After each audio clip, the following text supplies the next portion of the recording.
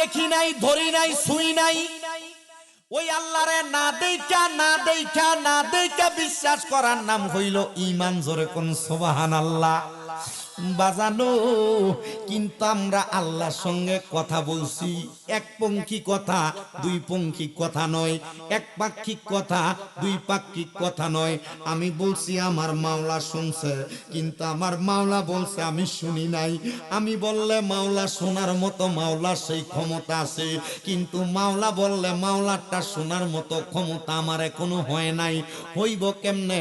আমি আমার ওয়াজটা দিয়া সেটাই বোঝানোর চেষ্টা করব। হে আমার মানিক দি এলাকার পর্দার অন্তরালের মা বোনেরা, একটু অন্তরের কানটা লাগায় মনোযোগ দিয়া বয়ানটা শোনার চেষ্টা করবা। আমি বলছিলাম আমরা আল্লাহর সঙ্গে কথা বলছি কেমনে। মেশকাতুল মাসাবির বাবু সালাত অধ্যায়, নামাজের অধ্যায়ে আল্লাহর নবী হাদিসে মুবারাকার মধ্যে বলতেছে, দুনিয়ার বান্দার দলেরা রে, হে নবীর উম্মতের দলেরা, আমার নবী বলেন উম্মত, এই উম্মতের দলেরা, দুনিয়ার জমিনের মধ্যে তোমরা এমন ভাবে আল্লাহ তাআলার কাছে নামাজের মধ্যে দাঁড়ায়া যাও যেন আমার আল্লাহকে তোমরা দেখতে পাও। জোরে জোরে কোন সুবহানাল্লাহ। মাবুদ, আপনারে তো আমরা কোনোদিন দেখি নাই, কোন সাহাবারা দেখে নাই, কোন অলিরা দেখে নাই, কোন গাউসরা দেখে নাই, কোন কুতুবরা দেখে নাই, কারণ আল্লাহ তোমারে আকার নাই, তুমি নিরাকার। মাবুদ গো, তোমারে তো ধরা যায় না, ছোঁয়া যায় না, কিন্তু তুমি বলতেছো আমরা এমন ভাবে নামাজ আদায় করতাম যেন আমরা আপনি আল্লাহকে দেখতে পাই। সাহাবায়ে কেরাম আমার নবীরে ডাক দিয়া কই, ইয়া রাসূলুল্লাহ, ইয়া হাবিবাল্লাহ, নবী গো, ও মায়ার নবী, কেউ তো আমার আল্লাহরে কোনোদিন দেখে নাই, তো আমরা তো আমার আল্লাহরে দেখব কেমনে? দেখতে তো পারবো না, এমন কোনো ক্ষমতা তো আমাদের নাই। আমার নবী ডাক দিয়া কয়, সাহাবীরা রে, ও সাহাবীরা, তাইলে তোমরা এমন ভাবে নামাজের মধ্যে দাঁড়ায়া দাও স্বয়ং আমার আল্লাহ যেন তোমাদেরকে দেখতেছে। আমার নবী রাহমাতুল লিল আলামিন নবী কয়, যখন নামাজের মধ্যে দাঁড়ায়া আমার আল্লাহর কোন বান্দা তার নামাজের শুকরিয়া আদায় করে, সুবহানা রাব্বিয়াল আলা বলে, সুবহানা রাব্বিয়াল আযীম পড়ে, সূরা কেরাতগুলা পড়ে, তখন বান্দাটা, ওই বান্দাটা আমার আল্লাহর একবারে একটা প্রিয় বান্দা হইয়া যায়। মাবুদ, বুঝতে পারলাম আপনার প্রিয় বান্দা হইয়া যায়। কেমনে প্রিয় বান্দা হয়? বলে, বান্দা যখন 5 ওয়াক্ত নামাজে দাঁড়ায়া যায়, ওই বান্দাটারে আমি আল্লাহ বড় ভালোবাসি, বড় মোহাব্বত করি, বড় মায়া করি। আল্লাহ বুঝতে পারলাম মায়া করেন, মোহাব্বত করেন। তো মোহাব্বত আর মায়াটা কেন করেন? বলে, বান্দা যেন আমার বান্দা না থাকে, এই বান্দা যেন আমি আল্লাহর বন্ধু হইয়া যায়। ও বন্ধু রে, বান্দা তো বান্দা না, বান্দা বন্ধু হয়ে গেলে সম্পর্কটা একবার ফ্রি হইয়া যায়। আল্লাহর সঙ্গে যদি একটা ফ্রি কানেকশন সম্পর্ক লাগাইতে পারো, আমার আল্লাহর কাছে তুমি যা চাইবা আমার আল্লাহ তোমারে দিতে দেরি করবে না। বলে, হুজুর কেমনে আল্লাহর বান্দা তাইকা বন্ধু হইয়া যায়? একটা বার আমরা বান্দারা জানতে চাই। আমার আল্লাহ কয়, বান্দা, যখন আমি আল্লাহর কোন বান্দা 5 ওয়াক্ত নামাজের ফাঁসাফাঁসি, ফজরের নামাজের আগে ওইটা, তাহাজ্জুদের নামাজের মধ্যে আমি আল্লাহর স্মরণ করে, ফজরের নামাজের পরে চাষতের নামাজ, দুহারের নামাজ, নফল নামাজ আদায় কইরা আমি আল্লাহর স্মরণ করে রে বান্দা, আমি আল্লাহর বান্দা জোহরের নামাজ আদায় করে কিছু তাসবিহ তাহলিল পরে, আসরের নামাজ আদায় করে কিছু তাসবিহ তাহলিল পরে, মাগরিবের নামাজ আদায় কইরা যদি কোনো বান্দা 2 কইরা 6 রাকাত, তাহার বান্দাটা 3 2 6 দুগুণে 12 রাকাত আওয়াবিনের সালাত আদায় করে, আমার আল্লাহ তাআলার ওই বান্দাটা 5 ওয়াক্ত নামাজ আল্লাহ তাআলার বাধ্যগত ইবাদত করছে, কিন্তু নফল ইবাদত করার কারণে ওই বান্দায় আর বান্দা থাকে না, ওই বান্দা আমার আল্লাহর বন্ধু হইয়া যায়। এই আমার ভাই বাবারা, আল্লাহর বান্দা থাকতে চাই না, বান্দার পাশাপাশি বন্ধু হইতে চাই। আল্লাহর বান্দার পাশাপাশি বন্ধু হওয়ার জন্য যেই কর্মগুলা আপনাকে আমাকে করতে হবে, ওই কর্মগুলা করার মাধ্যমে আপনি আমার আল্লাহ তাআলার একবারে নিকটের বান্দা হতে পারবেন। বলে হুজুর কেমনে নিকটের বান্দা হয়, একটাবার আমাদেরকে বুঝাইয়া দেন না। আমি আপনাদের কাছে এমন একজন নিকটের বান্দার আলোচনা শুরু করতেছি, যেই বান্দাটার নাম হলো হযরতে হুযায়ফা। এমন বুজুর্গ মানুষ ছিলেন। হযরতে হুযায়ফা বলেন, আমার কখনো 5 ওয়াক্ত নামাজ কাজা হইছে মনের যাও জানতে আমার মনে পড়ে না। হযরতে হুযায়ফা বলেন, আমি 5 ওয়াক্ত নামাজের পাশাপাশি আমি তাহাজ্জুদের মুসল্লার মধ্যে বইসা আল্লাহর দরবারে সব সময় কাঁদতাম, আমার আল্লাহ যেন আমারে আল্লাহ তাআলার কুদরতি নজর দেয়। আমি হুযায়ফা আল্লাহ তাআলার কুদরতি নজর পাওয়ার জন্য যখন কান্নাকাটি করতাম, হঠাৎ করে একদিন আমি হুযায়ফা আল্লাহ তাআলার কাছে কাঁদতেছি, কান্না করতে করতে আমি হঠাৎ করে আমার নামাজের মুসল্লাটার মধ্যে মাতালের মতো বেহুশ হয়ে পড়ে গেছি। মানে যেইটারে আমরা মুরাকাবা বলি, যেইটারে আমরা ধ্যান বলি, চক্ষু বন্ধ কইরা দিন দুনিয়ার কথা বুইলা আখিরাতের কথা স্মরণ কইরা মাওলার কাছে কোনো গোপন বিষয়ে ধ্যান করাকে মুরাকাবা বলে, মাওলার কাছে কোনো বিষয়ে গভীর চিন্তা করাকে মুরাকাবা বলে। হযরতে হুযায়ফা ডাক দিয়া বলে, এ জগতের মানুষ শোনা, আমি আল্লাহর দরবারে তাহাজ্জুদের মুসল্লার ভিতরে যখন কান্না করি, কান্নারত অবস্থায় আমি আমার নামাজের মুসল্লাটার ভিতরে আমি বেহুশ হয়ে পড়ে গেলাম। এমন টাইমে আমি হুযায়ফা দেখতে পাইলাম নামাজের মুসল্লা বেহুশরত অবস্থায় আমার চোখের সামনে দুইটা কবরের মধ্য থেকে দুইজন মানুষকে দেখা যায়।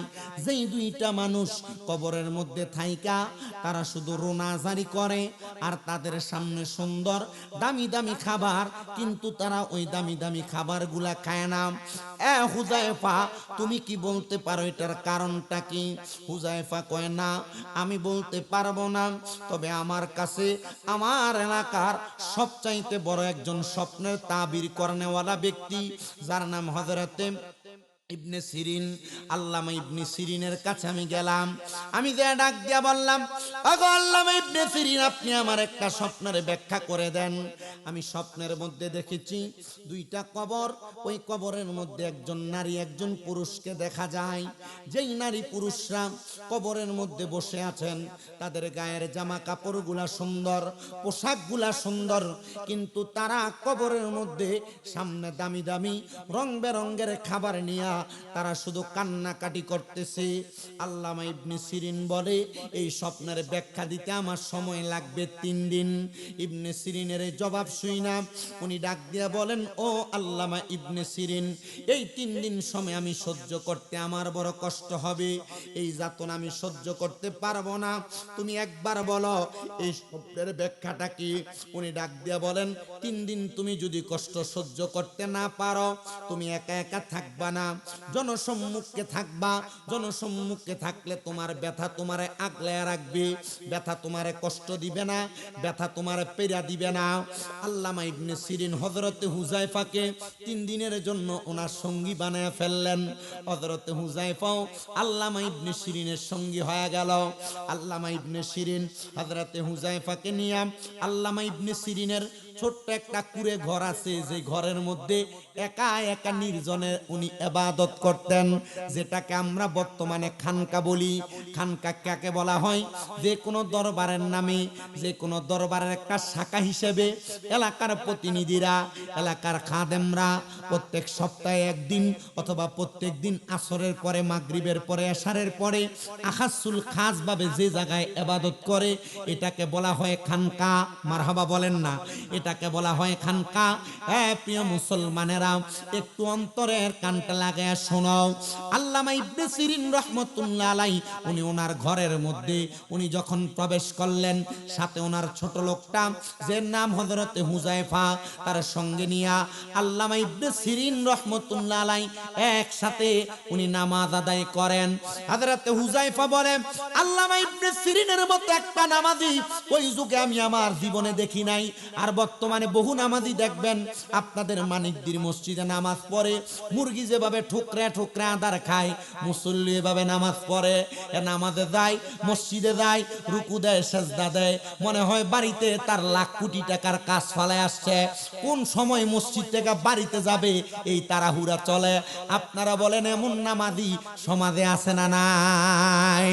আবার এমন অনেক নামাজি আছে, নামাজও পড়ে, বাইবাতিদার জমি দখল করে করে খায়, নামাজও পড়ে, মানুষের সম্পদ দখল করে করে খায়, নামাজও পড়ে, মানুষের উপর জুলুম করে, নামাজও পড়ে, মানুষের উপর অত্যাচার করে, নামাজও পড়ে, এর বউ বেফড্ডা বেফড্ডা ঘুরে, নামাজও পড়ে, এই বেডা সমাজের মধ্যে বিশৃঙ্খলা গালিগালাজ করে, নামাজও পড়ে, সুদের টাকা খায়। আপনারা বলেন এমন মুসল্লিও মানিকদি এবং ভৈরব কিশোরগঞ্জ সোনার বাংলাদেশে আছে না নাই? এ বাবা, যারা নামাজ পড়ে সুদ খায়, যারা নামাজ পড়ে ঘুষ খায়, যারা নামাজ পড়ে পরের হক খায়, যারা নামাজ পড়ে তাদের বউরা বেপরদা চলে, যারা নামাজ পড়ে যারা গুনার কাজ করে, যারা নামাজও পড়ে পরের হক মেরে মেরে খায়, যারা নামাজও পড়ে মানুষের উপরে জুলুম অত্যাচার চালায়, এরা জাহান্নামী, এরা জাহান্নামী, এরা জাহান্নামী। আল্লাহ তাআলার কোরআন বলে এই মানুষগুলা গুমরা, যারা ইবাদত করে সত্য মিথ্যাকে পার্থক্য করতে জানে না, এরা গুমরা। এই গুমরা মানুষগুলা জাহান্নামে যাবে। নবী গো, আপনি বলেন না কোন জাহান্নামের কোথায় থাকবে? নবী আমার বলে এরা হাবিয়া নামক দোজকে থাকবে। যে হাবিয়া নামক দোজকে অন্যান্য জাহান্নামীদের রক্ত আর পুষগুলা থাকবে, রক্ত পুষগুলার মধ্যে সাঁতার কাটবে। আমি আপনারা যারা মুরব্বী বাবারা আছেন, যুবক ভাইরা আছেন, পর্দার অন্তরালে আমার আম্মুজিরা আছেন, আমি আমার মা বোনদেরকে বলবো, যদি তোমরা জান্নাতে যাইতে চাও তাহলে দুনিয়াতে হারাম খাওয়া, সুসুলখুরি করা, একজনের কথা আরেকজনকে বলা, পরনিন্দা করা বন্ধ করে দাও। পর্দার অন্তরালের মা মুরব্বী বাবারা, হারাম খাওয়া বন্ধ করে, পরের হক খাওয়া বন্ধ করে, সুদের টাকা ঘুষের টাকা খাওয়া বন্ধ করে আল্লাহ তাআলার দরবারে খুশু এবং খুজুর সাথে নামাজে দাঁড়ায়া যাও। দেখবা আমার আল্লাহ তাআলা একটা বান্দাকে আর বান্দা রাখবে না, বান্দাটারে আল্লাহর বন্ধু বানায়া দিবে। প্রিয় মুসলমান ইমানদার, পর্দার অন্তরালের মা বোনেরা, হযরতে হুযায়ফা বলেন আল্লামা ইবনে সিরিন যেমন ভাবে নামাজ আদায় করতেন, ওনার নামাজ ছিল বড় অদ্ভুত নামাজ। ওনার নামাজ দেখে আমি বড় অবাক হয়ে যাইতাম। ওনার নামাজ দুনিয়ার কোনো সাধারণ নামাজের মতো না। উনি 2 রাকাত নামাজের নিয়ত করতেন এশারের নামাজের পরে, আর সালাম ফিরাইতেন সুবহে সাদেকের সময়। 3 দিন একইভাবে তিনি নামাজ পড়লেন। আমি অবাক হয়ে গেলাম। ও আল্লামা ইবনে সিরিন, আপনি আমার একটা প্রশ্নের জবাব দেন। আল্লামা ইবনে সিরিন হযরতে হুযায়ফারে বলে, একটা স্বপ্নের ব্যাখ্যাই তো দিতে পারলাম না, আরেকটা প্রশ্ন করবা? না রে বাবা না, এত বেশি প্রশ্ন করলে তোমারে আমার সাথে জায়গা দেওয়া যাবে না। বলে হুজুর ঠিক আছে, আগে আপনি আমার স্বপ্নের ব্যাখ্যা দেন। কেন আমি স্বপ্ন দেখলাম 2টা কবর? কেন স্বপ্ন দেখলাম 2 কবরে 2 ব্যক্তি?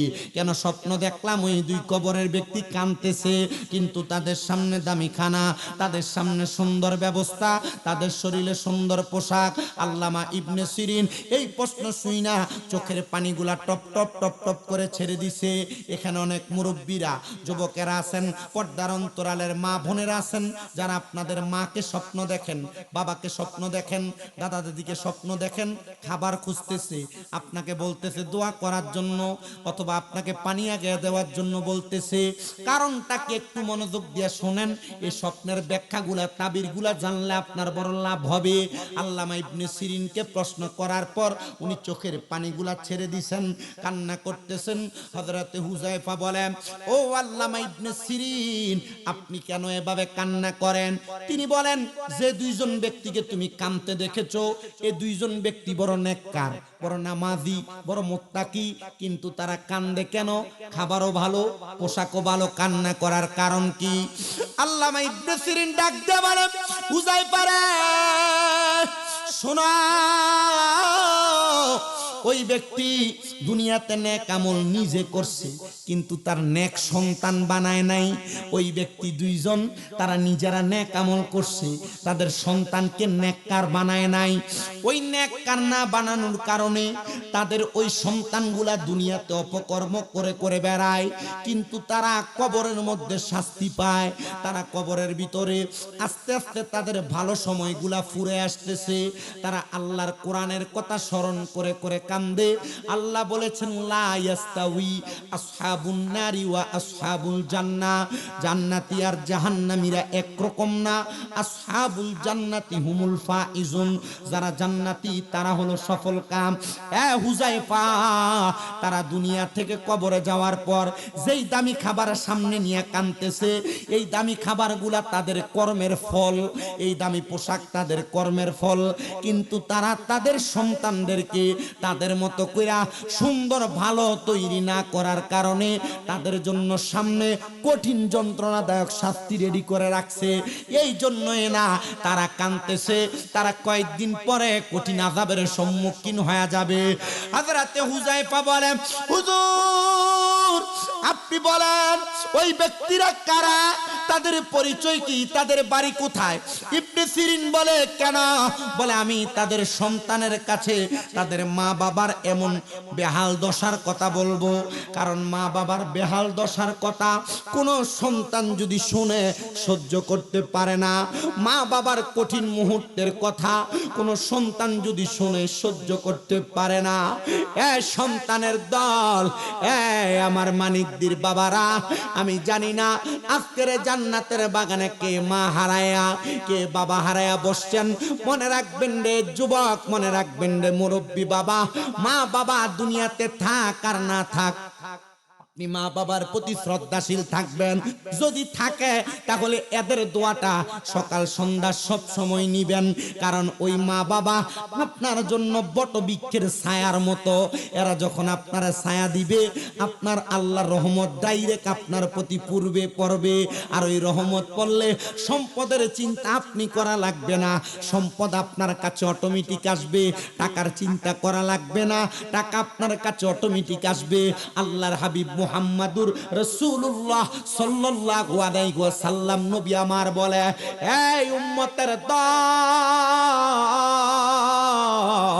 কোন সন্তান যদি তার মা বাবার উপর সদাচরণ করে, সদ্ব্যবহার করে, আল্লাহ তাআলা ওই সন্তানকে মা বাবারে খুশি করার কারণে, সদাচরণ করার কারণে অসংখ্য নেয়ামত, অসংখ্য বরকত দান করে দেয়। খোদার কসম করে বলি রে সন্তানের দল, আপনারা বেঁচে আছে, আপনারা তাদেরকে সম্মান করবেন, তাজিম করবেন, ইজ্জত করবেন, আর আল্লাহর দরবারে দোয়া করবেন, আল্লাহ আমরা যতদিন বেঁচে আছি আমাদের হায়াত থেকে বাকি হায়াতগুলো আমার মা বাপকে দিয়া দেন। কারণ মা বাপ পয়সা তাইকা সন্তানের জন্য দোয়া করলে আল্লাহ তাআলা ওই সন্তানকে মাফ করে দিবে। জোরে বলেন সুবহানাল্লাহ। মা তুমি আমার আগে যেও না গো মোরে, মা তুমি আমার আগে যেও না গো মোরে। আমি কেমন করে দিব মাটি তোমার কবরে, আমি কেমন করে দিব মাটি তোমার কবরে, মা তুমি আমার আগে যেও না গো মোরে। আমি কেমন করে দিব মাটি তোমার কবরে, বলেন আমি কেমন করে দিব মাটি তোমার কবরে, মা তুমি আমার আগে যেও না গো মোরে, মা তুমি আমার আগে যেও না গোমরে। মানিকদির যুবক, হয়তো কয়েকদিন আগে ফেসবুকে একটা ঘটনা দেখেছেন। কুমিল্লা শহরের কুমিল্লার দক্ষিণ অঞ্চলের একটা ছোট্ট বাচ্চা মেয়ে মায়ের কবরের সামনে দাঁড়ায়া দাঁড়ায়া বৈশা বৈশা শুধু কান্দে। ও মা, তুমি কেন যাওয়ার সময় আমারে লইয়া গেলা না? ও মা, তুমি কেন যাওয়ার সময় আমারে লইয়া গেলা না? সৎ মায়ের অত্যাচার ছোট মেয়েটা সহ্য করতে পারে নাই। হায়রে, কারণ যাদের মা নাই এরা জানে তাদের মা বাবা হারানো কষ্টটা কত, মা বাবা হারানো যন্ত্রণাটা কত। আমি কিন্তু মা বাবার ওয়াজে ছিলাম না, শুধু আমি ওই দুই সন্তানে এই দুই মা বাবার কথা বলতে যায় আপনাদেরকে মা বাবার প্রতি একটু দায়িত্বশীল হওয়ার কথা বলছি। জুদা করবেন না, আলাদা করবেন না। আম্মা আব্বারে ঘরে জায়গা দিবেন, নিজে না খেয়া খাওয়াইবেন, নিজে খাওয়ার আগে জিজ্ঞাসা করবেন, আদর করবেন, যত্ন করবেন। সুযোগ পেলে মা বাবার পাগুলা মালিশ করে দিবেন, একটু চাইপা দিবেন। আমিও তো আমার হাতগুলা দিয়ে আমার আম্মার প্রস্রাব পায়খানা সাফ করেছি। আমার লজ্জা হয় না, শরম হয় না। কারণ কি জানেন? একটাই মাত্র কারণ, এদের দোয়ার বরকতে আমি বক্তা, এদের দোয়ার বরকতে আপনারা আমাদেরকে দাওয়াত দেন। শুনেন বাবা, এদেরকে সম্মান তাজিম করলে শুধু সম্মান তাজিম না, আল্লাহর নবী বলে হতবাগা ওই ব্যক্তি, হতবাগা ওই সন্তান, কপাল পোড়া ওই সন্তান, মন্দ কপাল ওই সন্তানের যার দুনিয়াতে মা বাবাকে পাওয়ার পরেও জান্নাত হাসিল করে নিতে পারলো না। ইয়া রাসূলুল্লাহ, কেন কেন? বলে তোমাদের মা বাবা তোমাদের জান্নাতের দায়িত্ব নিয়েছে, মানে তোমাদেরকে জান্নাত দেওয়ার জন্য তোমাদের মা বাবা তোমাদের জন্য যথেষ্ট। এদের খেদমতের মাধ্যমে তোমরা তোমাদের মা বাবার খেদমতের মাধ্যমে জান্নাত হাসিল করতে পারবা। ইয়া রাসূলুল্লাহ, আর কিছু হাদিসে মোবারকা শোনান না? নবী আমার বলে 2 নাম্বার, দুনিয়াতে কোনো সন্তান যদি তার মা বাবার জন্য 1 দিরহাম খরচ করে, আল্লাহ তাআলা ওই সন্তানকে ওই মা বাবার পেছনে 1 দিরহাম খরচ করার কারণে লক্ষ গুণ করে ওই সন্তানকে ফেরত দিবে, হয় দুনিয়ায় নয় আখিরাতে। সন্তানের দল, আপনারা অনেকে আছেন সম্পদের মালিক, টাকার মালিক, ধনের মালিক, কিন্তু আপনারা আপনাদের মা বাপকে ধন সম্পদ ব্যবহার করতে দেন কিনা জানি না। কিন্তু আল্লাহর নবীর হাদিসে ডাইরেক্ট বলতেছে, কোন সন্তান যখন টাকা পয়সা ইনকাম করবে, মা বাবার প্রয়োজনীয় সম্পদ মা বাবা সন্তানের অনুমতি ছাড়াও ব্যবহার করতে পারবে। আর তোমার বাবা পান খাওয়ার জন্য 10 টাকা তোমার কাছে 2 বার 3 বার চাওয়া লাগে, তোমার মায়ের ওষুধের টাকা 2 বার 3 বার চাওয়া লাগে, তোমার আম্মা জানের পানের টাকা 2 বার 3 বার চাওয়া লাগে না? সন্তান না আম্মা আব্বার জন্য ব্যয় করলে, খরচ করলে তোমার দাম কমবে না, সম্মান কমবে না, ইজ্জত কমবে না। সম্মান, ইজ্জত, সম্পদ সব বাড়ায় দিবেন আমার আল্লাহ। যেহেতু হযরতে চিনি পাগলার মাহফিলে বসছো, আমি তোমাদের কাছে এই আল্লাহর ওলিদের নূরানি সোহবত পাওয়ার জন্য আমি জান্নাতের বাগানে বৈশা আম্মা আব্বার খেদমতের কয়েকটা কথা বললাম। এবার হযরত ইবনে সিরিন আর হযরত হুযায়ফা কয়, হুজুর ইবনে সিরিন, এই দুইজন মা বাবার বাড়ি কোথায় আর ওই সন্তানগুলা কোথায় থাকে যে সন্তানের কারণে মা বাবা কবরের আযাবের শিকার হবে? মানিকদির মানুষ, বৈরবের মানুষ, কিশোরগঞ্জের মহিলারা, সবার কাছে আবদার করি, এমন কোন কর্ম কইরো না যে কর্মের কারণে তোমার মা বাবা কবরে আযাবের শিকার হয়। কি বলেন হুজুর, সন্তান কোন অপকর্ম করলে মা বাবা কি কবরে আযাবের শিকার হয়? হ্যাঁ। সন্তান কোন অপকর্ম করলে মা বাবা কবরে শাস্তি পায়? বলে হ্যাঁ। সন্তান কোন ভালো কাজ করলে মা বাবা কবরে শান্তি পায়? বলে হ্যাঁ। সন্তান দুনিয়াতে ইবাদত করলে মা বাবা কবরে ইবাদতের ফল পায়? বলে হ্যাঁ।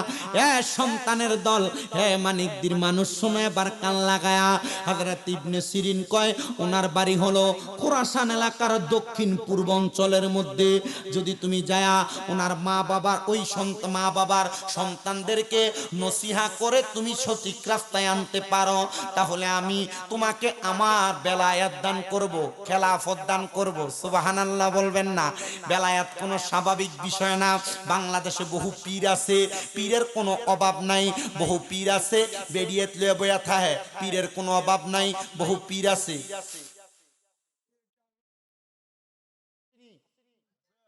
আছে না? আছে না? বহু পীর দেখা যায়, দেখবেন পেটটা ঠিক এত বড়, বেরিয়ে হাঁটে। আমি মাঝে মাঝেই দেখি ফেসবুকে এমন বহু পীরকে দেখা যায় কত সুন্দর কইরা বেরিয়ে দিয়া বাউল গান কইরা নাচায়। এগুলা পীর না, এগুলা শয়তান। এমন কোন পীর যদি কেউ ধরো তালাক দাও, এটা হক্কানি পীর না। বলে হুজুর বলেন কি? বলে হ্যাঁ, হক্কানি পীর যারা, এদের দিকে তাকাইলে আল্লাহর কথা মনে হবে। মারহাবা বলেন না। হক্কানি পীর যারা, এরা আল্লাহওয়ালা হবে। বেডিয়েতে সামনে যাবে না, বেডিয়ের সামনে নিয়ে বসবে না, বিড়ি সিগারেট খাইতো না। কারণ চিন্তা করে দেখেন, পীর যদি বিড়ি খায়, মুড়িদে গাঞ্জা খাইবো?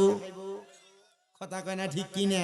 ফির যদি বেরিয়ে বইয়া থাকে, মুরিদ বেরিয়ে হুইটটা থাকবো। কথা কয় না ঠিক কিনা? হ্যাঁ মুসলমান ইমানদার, হক্কানি পীরেরা মহিলার সামনে যায় না। হক্কানি পীরেরা এমন অপকর্ম করে না, বেডি দিয়া বাউল গান করে না। আর যদি এমন অপকর্ম করে, এটা হক্কানি পীর না। হুজুর হক্কানি পীর চিনব কেমনে? ইবনে মাজাহ শরীফের হাদিস, আল্লাহর নবী কয় ইজারু উযুকিরাল্লাহু আযজা ওয়া জাল্লা, তাকাইলেই আল্লাহর কথা মনে হবে, আল্লাহর কথা স্মরণ হবে। এরাই হলো হক্কানি পীর। আল্লাহওয়ালা ব্যক্তি হক্কানি পীর, নবীওয়ালা ব্যক্তি হক্কানি পীর। যার চলা চরিত্রের মধ্যে আল্লাহ নবীর আদর্শের কাজ আছে, এটা হক্কানি পীর। তোমারে মরার কথা স্মরণ করাইবো, আখিরাতের কথা স্মরণ করাইবো, জান্নাত জাহান্নামের কথা স্মরণ করাইবো, দুনিয়ার কথা বুলায়া আখিরাতের কথা স্মরণ করাইবো। আর পিসাবরাই এখন দুনিয়া লোভী, মুরিদের পকেটের দিকে চায়। যে মুরিদ গরুডা লইয়া যায়, এই মুরিদের লগে দিয়া বয়। যে মুরিদ ছাগলটা লইয়া যায়, এটার লগে দিয়া বয়। যে মুরিদ হাদিয়া দেয়, মুসাফাটা শক্ত কইরা করে। হাদিয়া দেয় না যেটা, গরু ছাগল দেয় না যেটা, এটার লগে ফিসাব সালাম দিল জবাব দেয় না। এমন ফিরো সমাজে আছে না নাই? জোরে কন্যা আছে না নাই? সব পীর যদি হয় আনিস, তো দিবে কোন পীর? কোন পীরকে তো এখনো পর্যন্ত বাংলাদেশে আছে এমন অনেক হক্কানি পীর, কিন্তু হক্কানি পীরেরা শুধু মুরিদ থেকে নেয় না, মাঝে মাঝে মুরিদদের দেয়। বুঝে নাই বেড়াই? হক্কানি পীরেরা শুধু মুরিদ থেকে নেয় না, মাঝে মাঝে মুরিদরে।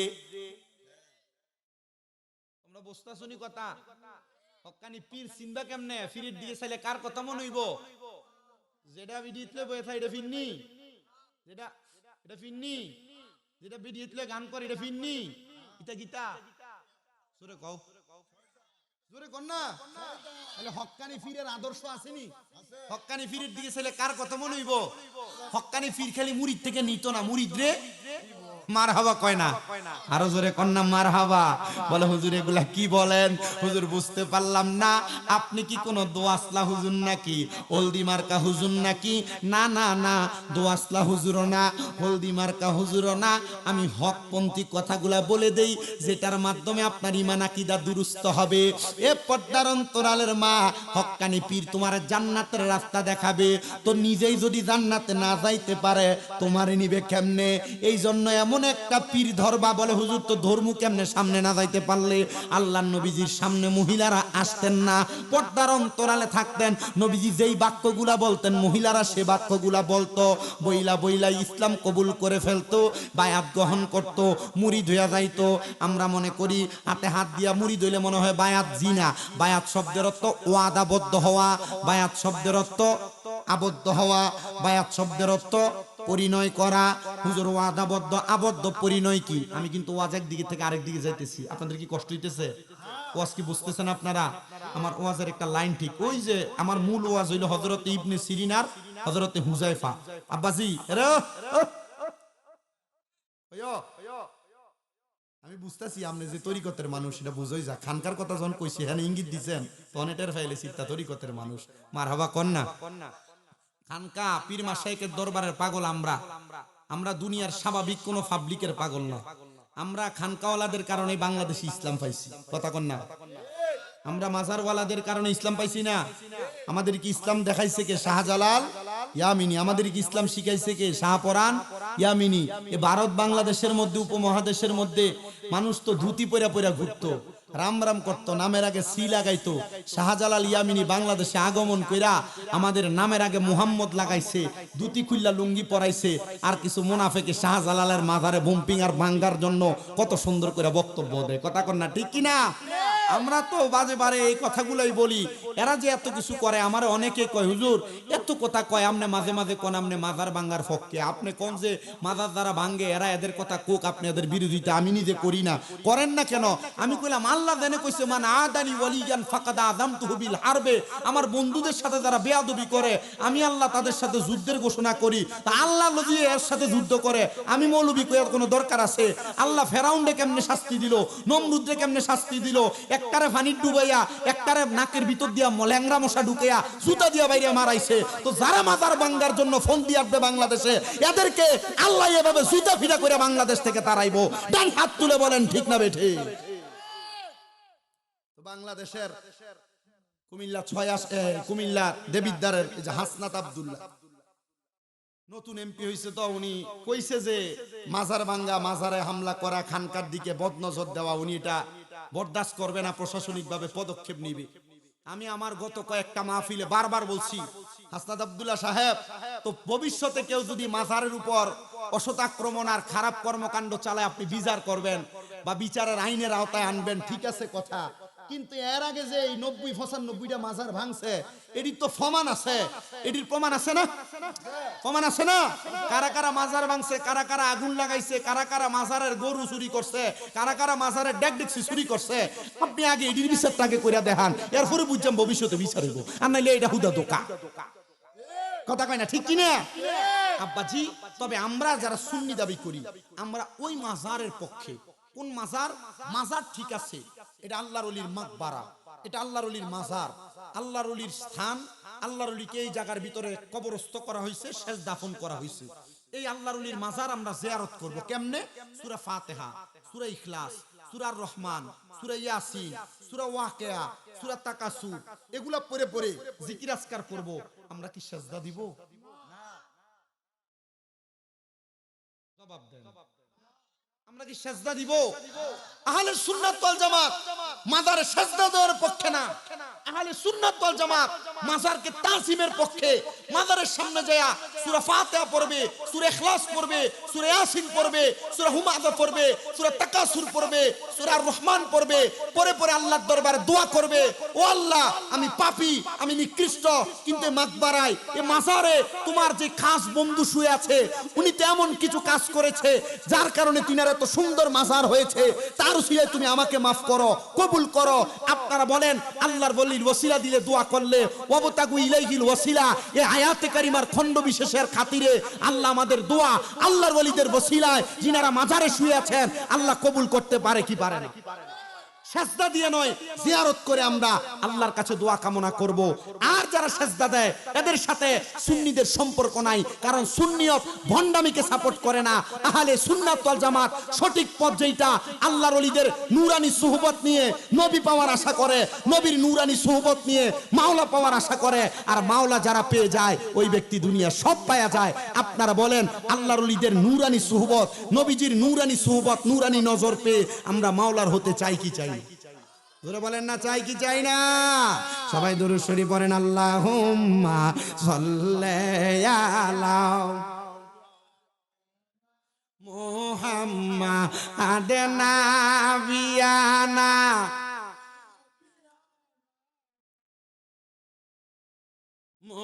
মুহাম্মাদ, আল্লাহুম্মা সাল্লি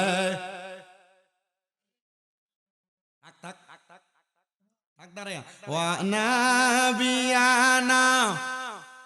না বসতে বললো না, জিহাদ দাঁড়ায় থাক।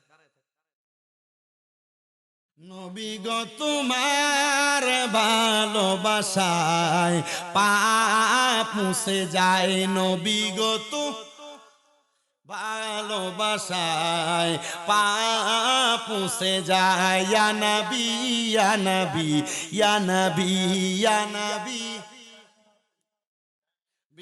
নবী গো তোমার ভালোবাসায় আল্লাহ পাওয়া যায়, নবী গো তো ভালোবাসায় আল্লাহ পাওয়া যায়। ইয়া নবী ইয়া নবী ইয়া নবী ইয়া নবী ইয়া নবী, নবী গো তোমার ভালোবাসায় জান্নাত পাওয়া যায়, নবী গো ভালোবাসায় জান্নাত পাওয়া যায়, ইয়া নবী ইয়া নবী ইয়া নবী ইয়া নবী।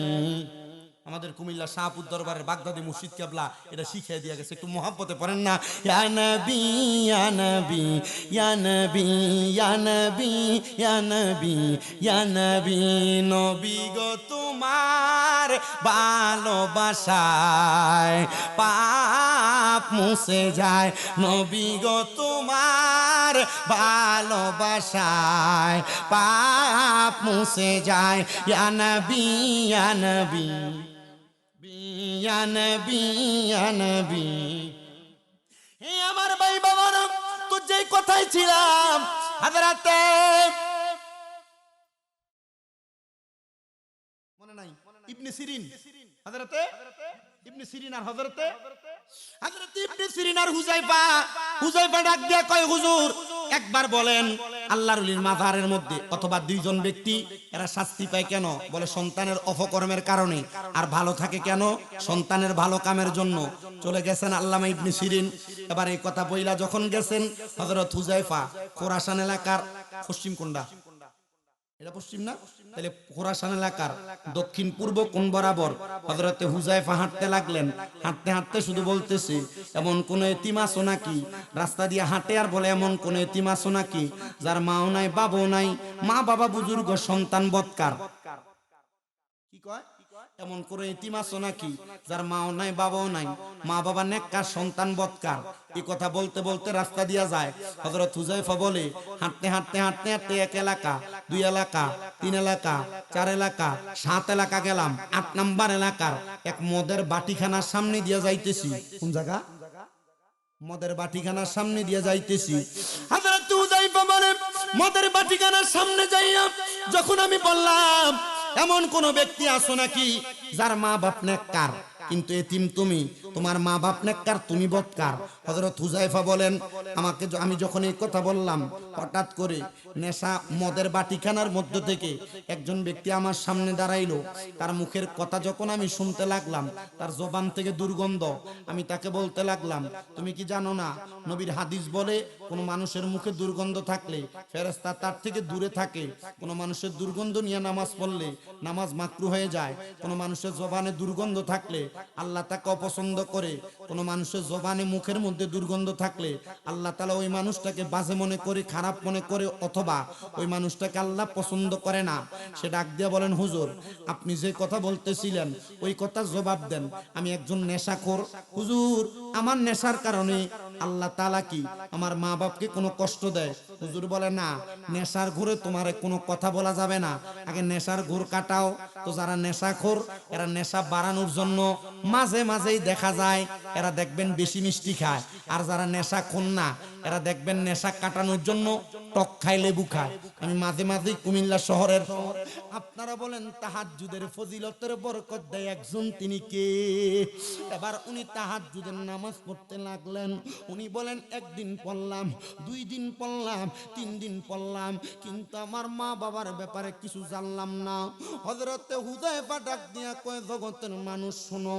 এবার আমি তারে আমার কাছে ডাকলাম, পাগলারে আল্লাহরে চিনার জন্য, আল্লাহরে বুঝার জন্য ইবাদত না কইরা সারা জীবন সাজদা দিতে পারবা? এই সাজদা তো কবুল হবে না। এবার ওই ছেলে ডাক দিয়া কয়, হুজুর বলেন না কেমনে মাওলারে পাওয়ার জন্য সাজদা দিব? হুজুর কয়, মাওলারে পাওয়ার জন্য একটা সাজদা দিলে এক সাজদায় জান্নাতি, আর যদি আল্লাহরে পাওয়ার জন্য না, এমনে লোক দেখানো 1000টা সাজদা দাও, সাজদা দিতে দিতে কপাল কালা বানাও। মক্কায় যাও হজ করতে, মদিনায় যাই হজ করতে, আল্লাহরে খুশি করার জন্য না, মানছে হাদি সাহেব কইব এই জন্য, মানছে তোমারে হাদি বলবো আলহাজ লাগানোর জন্য। তোমার এই ইবাদত কোনো কাজ হবে না। কথা কন্যা ঠিক কিনা? আরো জোরে কন্যা ঠিক কিনা? ওরে হজ করিতে মক্কায় যাইয়া খরচ করলি যেই টাকা, ওই টাকা গরিবকে দিলে গরিব থাকি তো কেডা? কেউ যায় টাকার গুমানে, কেউ যায় দেশ ভ্রমণে, কেউ যায় টাকার গরমে, কেউ যায় দেশ ভ্রমণে। হাইরে ধনীরা যায় ধনের টানে, আনিতে সোনা দানা। শুধু খাইলে নামাজ হবে না, ও মন জানো না, ঘুষ খাইলে নামাজ হবে না। কথা কন্যা ঠিক কি না? এবার ছেলে কয় হুজুর তাহলে কেমনে ইবাদত করতাম? কয় বাবা রে, ইবাদত করে একটু মুরাকাবা করো। ছেলে মুরাকাবার হালত বুঝে না, মুরাকাবা কেমনে করে জানে না। আমি আপনাদেরকে একটু বলি, মনোযোগ দিয়ে শুনেন। মুরাকাবা কারে বলে, মুরাকাবা কেমনে করে? এক নাম্বার বাবা, মুরাকাবা মানে ধ্যান করা। মুরাকাবা মানে হলো একলা একলা নির্জনে নিরলে নিরলে আল্লাহর কাছে গভীর চিন্তায় মগ্ন হওয়ারে মুরাকাবা বলে। সুবহানাল্লাহ। কোন মানুষ যদি কমপক্ষে 3 মাস কোন হারাম না খায়া, নামাজ কাজা না কইরা, বেশি বেশি নফল নামাজ পড়া 3 মাস পরে মুরাকাবা করে, মুরাকাবা কইরা যা দেখতে চাইবো তা দেখতে পারবে আল্লাহর কাছ থেকে। যদি কয় হুজুর আমি নবী দেখতে চাই, বলে মুরাকাবা যদি তোমার হালত ঠিক হয়, মুরাকাবার ভিতরে যদি ফানাফিল্লার বাকাবিল্লা থাকে, ফানাফির রাসূল আর ফানাফির শায়েখ থাকে, সুরতে আর সিরতে যদি ফানা হইয়া থাকো, তাইলে তোমরা রাসূল দেখতে পারবা। বন্ধুরে আমার, বন্ধুরে আমার, বন্ধুরে ও কিশোরগঞ্জের বৈরবের মানিকদির বাবারা, একটু অন্তরের কানটা লাগে শোনো। ছেলে কয় হুজুর মুরাকাবা বুঝি না, এখন বুঝলাম। হুজুর ফানাফিল্লা বুঝি না, এখন বুঝলাম। ফানাফির রাসূল বুঝি না, এখন বুঝলাম। ফানাফির শায়েখ বুঝি না, এখন বুঝলাম। সুরতে ফানা বুঝি না, এখন বুঝলাম। সিরতে ফানা বুঝি না, এখন বুঝলাম। হুজুর এখন কি ইবাদত করব? বলে দাও না একটু ইবাদতের সাগরে সাঁতার দাও। ছেলে কয় ওই দিন মুরাকাবার নিয়তে ফানাফিল্লা বাকাবিল্লা অর্জনের আশায় আমি যখন ইবাদত করে চোখ বন্ধ করলাম, খোদার কসম করে বলি 3 প্রহর সময় যাওয়ার আগে আমি দেখলাম আমার আম্মা এবং আব্বাজান আমার চোখের সামনে সুন্দর খাবারের থালা থেকে খানা খাইতেছে। আমি জিগাইলাম মা গো মা, আপনারা নাকি খানা খান না, কামতেছিলেন, এখন যে আপনারা খানা খাইতেছেন? মা বাপ ডাক দিয়া কয় সন্তান রে, যেই দিন তুমি নেশা করা বন্ধ করে তওবা করছো আর মুরাকাবা মুশাহাদার হালতে আইসা আমার আল্লাহর কাছে তওবা কইরা আমরা মা বাবারে দেখার জন্য গভীর ধ্যানে মগ্ন হইয়া গেছো, আমার আল্লাহ ওই সময় তুমি সন্তানের দোয়ার বরকতে আমরা মা বাবারে মাফ কইরা দিছে। জোরে জোরে বলেন সুবহানাল্লাহ, আর জোরে জোরে বলেন সুবহানাল্লাহ। বাবাকে তোমরা কাবা জানিও, মদিনা জানিও। শেষ, দেরি করতাম না, এই গগল গাইয়া শেষ। বাবাকে তোমরা কাবা জানিও, মদিনা জানিও, মাকে যদি গো তারা বেঁচে থাকে। নবী বলেন আমি সেবি নাই, সেবিতে পারি নাই, আমি সেবি নাই, সেবিতে পারি নাই, সেবিও আমার উম্মত, সেবিও আমার উম্মত। বাবারও মুখেতে মায়েরও মুখেতে যে তুলে দিবে খানা, রাজি থাকে রাব্বানা, রাজি থাকে রাব্বানা। নবী বলে আমি করি নাই, করিতে পারি নাই, পিতা মাতার খেদমত, করিও আমার উম্মত, করিও নবীর উম্মত, করিও নবীর উম্মত। বলো বাবাকে তোমরা কাবা জানিও, মদিনা জানিও, মাকে যদি গো তারা বেঁচে থাকে। আল্লাহ যেন আজকে চিনি পাগলা রহমতুল্লাহ আলাইহি মাফিয়া নুসিনায় আমাদের মা বাপরে মাফ করে দেয়। আসেন না বাবা মুনাজাতের আগে মুহাব্বতের আওয়াজে একটু জবান খুলে ইসমে জাতের জিকির করে আল্লাহ আল্লাহ আল্লাহ আল্লাহ আল্লাহ আল্লাহ আল্লাহ আল্লাহ আল্লাহ আল্লাহ আল্লাহ আল্লাহ Allah, Allah, Allah, Allah, Allah, Allah, Allah, Allah, Allah, Allah, Allah, জবান জবান Allah, Allah, Allah, Allah, Allah, পাগল মন একবার আর বাবুলি না রে তোর হইব রে মরণ মাশাআল্লাহ Allah, Allah, Allah, Allah, পাগল মন একবার আর বাবলি না রে তোর হইব রে মরণ মাশাআল্লাহ Allah, Allah, পাগল মন একবার আর বাবলি না রে তোর হইব রে মরণ মাশাআল্লাহ Allah, Allah, তুই মরিলে সঙ্গে সাথী পাইবি নাই একজন পাগল মন একবার আর বাবলি না রে তোর হইব রে মরণ মাশাআল্লাহ আল্লাহ আল্লাহ আল্লাহ মনরে হঠাৎ একদিন আজরাইলে ফাঁসি দিব তোমার গলে শেষ করিবে আমরা রে জীবন মন রে মাশাআল্লাহ মন রে হঠাৎ একদিন আজরাইলে ফাঁসি দিব তোমার গলে শেষ করিব আমরা রে জীবন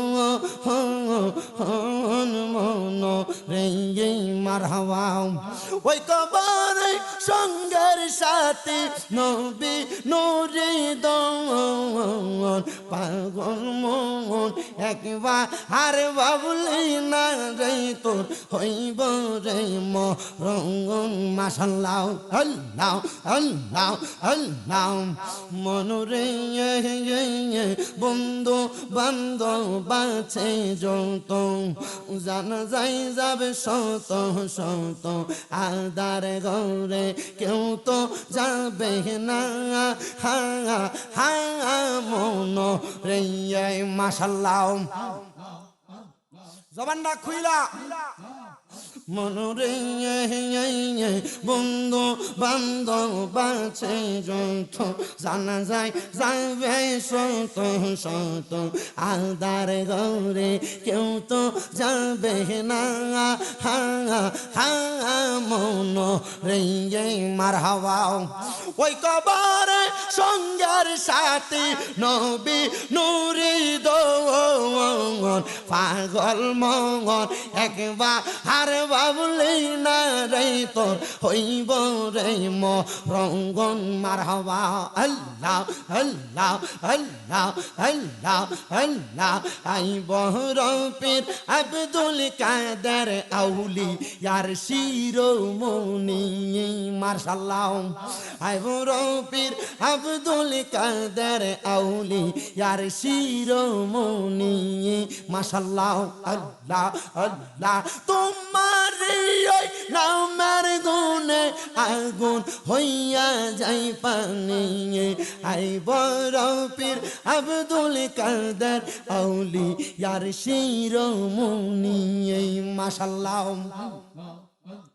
রমজান মাসের পয়লা দিনে আসলা ববেতে দুধ পান তুমি করোনাই গাউস রোজা রাখছো বলে মারহাবা রমজান মাসের পয়লা দিনে আসলা ববেতে দুধ পান তুমি করোনাই গাউস রোজা রাখছো বলে মাশাআল্লাহ আল্লাহ আল্লাহ মুশকিলে আসানি তুমি ওগো গাউসে সামদানি হাই বহরপীর আব্দুল কাদের আউলিয়ার শিরোমণি মাশাআল্লাহ আল্লাহ আল্লাহ আল্লাহ আল্লাহ কি খেলা খেলাইলা খাজা রে মারহাবা তোমার খেলা চমৎকার দুষ্ট রে কান্দাইয়ার খাজা মিলাই সবা জাগা হারো রে প্রেমের খেলা খেলছো খাজা রে মারহাবা আল্লাহ আল্লাহ কোনে থাকো আসনেতে কোনে বক্তের ধারে কোনে থাকো আসনেতে খাজা কোনে বক্তের ধারে ভক্ত তোমায় করলে স্মরণ উদ্ধার করো তারে ভক্ত তোমায় করলে স্মরণ উদ্ধার করো তারে কি খেলা খেলাইলা খাজা রে মাশাআল্লাহ আল্লাহ আল্লাহ আল্লাহ আল্লাহ আল্লাহ আল্লাহ আল্লাহ আল্লাহ মুশকিল কুশা কেমন দঙ্গন চিনলাই না রে মঙ্গন মুশকিল কুশা কেমন দঙ্গন চিনলাই না রে মঙ্গন যেছি না সে পাই ইয়াসে অমূল্য রতন ববে আঙার নাই রে দঙ্গন মাশাআল্লাহ আল্লাহ আল্লাহ আল্লাহ নবী মুশকিল কুশা তিনেতে একজন হন আল্লাহ নবী মুশকিল কুশা তিনেতে একজন হন হযরত ইমাম হাসান হোসেন দুই ভাই নবী জির রতন ববে আঙার নাই রে দঙ্গন মাশাআল্লাহ আল্লাহ আল্লাহ আল্লাহ আল্লাহ আল্লাহ আল্লাহ আল্লাহ আল্লাহ আল্লাহ আল্লাহ আল্লাহ আল্লাহ আল্লাহ মুর্শিদ মুর্শিদ কইরাই আমার গুম্মা সেনা নয়নে আমার রে বলি বাগো মুর্শিদ কাইমো নেই মাশাআল্লাহ আল্লাহ আল্লাহ লা ইলাহা ইল্লাল্লাহু মুহাম্মাদুর রাসূলুল্লাহ সাল্লাল্লাহু আলাইহি ওয়াসাল্লাম অন্ধকার জগৎকে আলো করে 12 রবিউল আউয়াল সোমবারে বাবা আব্দুল্লাহর কুটিরে মা আমেনার রহম আলো করে জগৎ নুরান্বিত করে আসলেন নবী এই দরাতে ইয়া নবী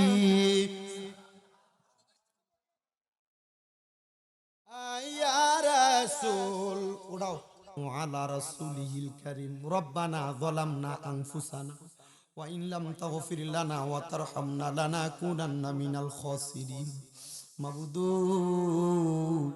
ও দয়াল আল্লাহ একটু রহমতের নজর কইরা তাকিয়া দেখেন গো আল্লাহ এই কিশোরগঞ্জ জেলার অন্তর্গত ভৈরব থানাধীন মানিকদি মধ্যপাড়া ব্যাপারী বাড়ি হযরতে সিনি পাগলা রহমতুল্লাহ আলাইহির স্মরণে 12তম ওয়াজুদুয়ার মাহফিল সাজাইয়া এই এলাকার উলামায়ে কেরাম দাড়ি পাকা মুরব্বি বাবারা যুবক নওজোয়ান ভাইয়েরা ছোট ছোট মাসুম বাচ্চারা পর্দার অন্তরালের আমার কত মা বোনেরা দেশ বিদেশ থেকে আমার অনেক প্রবাসী ভাই বাবারা দোয়ার মধ্যে মুনাজাতে হাত বাড়াইছেন আল্লাহ যার হাত তোমার দরবারে মায়া লাগে পছন্দ হয় ওই হাতের উসিলা আমাদের প্রত্যেকের জীবনের গুনাহ মাফ কইরা আমরারে বেগুনাহ মাসুম বান্দা বানায়া দাও ও দয়াল আল্লাহ ফরিয়াদ তোমার দরবারে আজকের জান্নাতের বাগান তোমার একজন বন্ধু হযরতে চিনি পাগলা রাহমাতুল্লাহ আলাই আল্লাহ ওনার স্মরণে 12তম ওয়াজ মাহফিল